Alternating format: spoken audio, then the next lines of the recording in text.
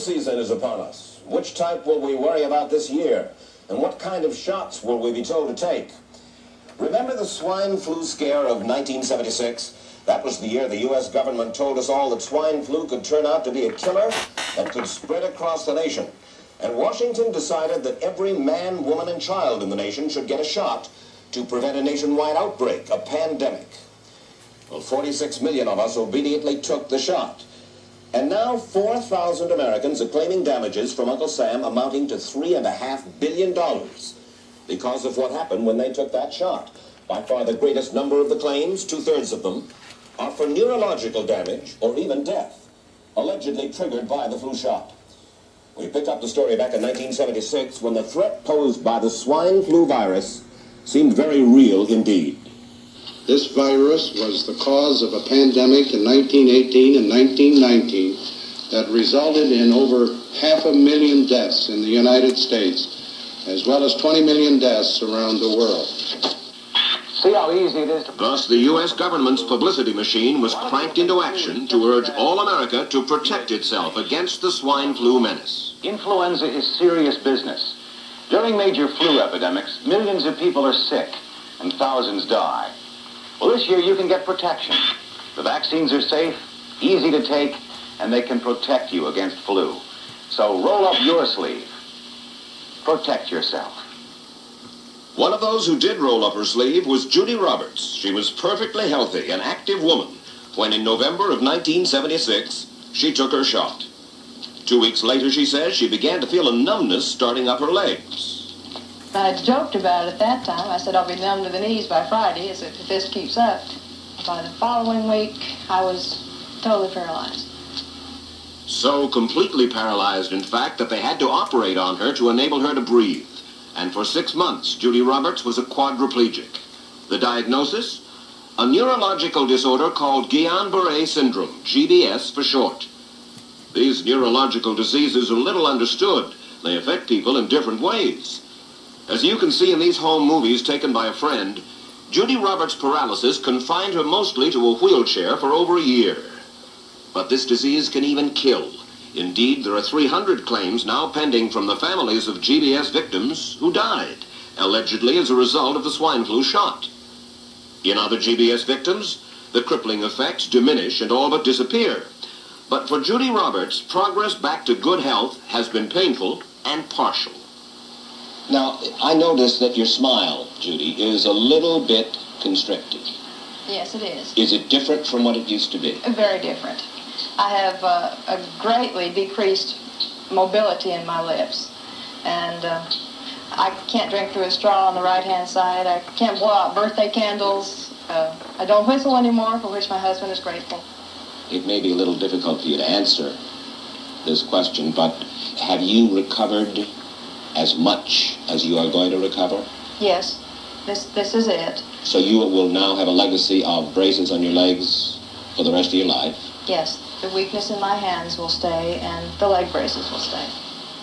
So Judy Roberts and her husband have filed a claim against the U.S. government. They're asking $12 million, though they don't expect to get nearly that much. Judy, why did you take the flu shot? I'd never taken any other flu shots, but I felt like this was going to be a major epidemic.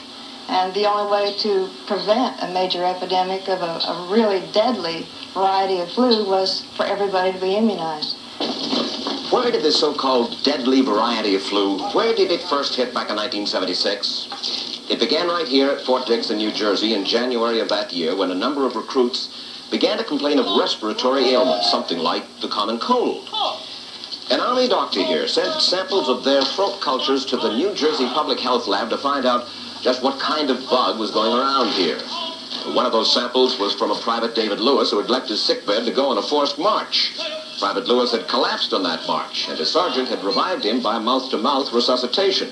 But the sergeant showed no signs of illness. A few days later, Private Lewis died. If this disease is so potentially fatal that it's going to kill a young, healthy man, a middle-aged school teacher doesn't have a prayer. The New Jersey lab identified most of those soldiers' throat cultures as the normal kind of flu virus going around that year, but they could not make out what kind of virus was in the culture from the dead soldier and from 4 others who were sick. So they sent those cultures to the Federal Center for Disease Control in Atlanta, Georgia for further study. A few days later, they got the verdict: swine flu. But that much publicized outbreak of swine flu at Fort Dix involved only Private Lewis, who died, and those 4 other soldiers who recovered completely without the swine flu shot. If I had known at that time that the boy had been in a sick bed, got up, went out on a forced march, and then collapsed and died, I would never have taken the shot. The rationale for our recommendation was not on the basis of the death of a single individual, but it was on the basis that when we do see a change in the characteristics of the influenza virus, it is a massive public health problem in this country.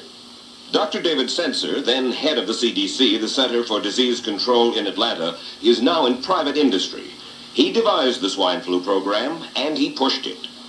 You began to give flu shots to the American people in October of '76. October 1st. By that time, how many cases of swine flu around the world had been reported? There had been several reported, but none confirmed. There had been cases in Australia that were reported by the press, by the news media. There were cases in... None confirmed. Did you ever uncover any other outbreaks of swine flu anywhere in the world? No. Now, nearly everyone was to receive the shot in a public health facility where a doctor might not be present.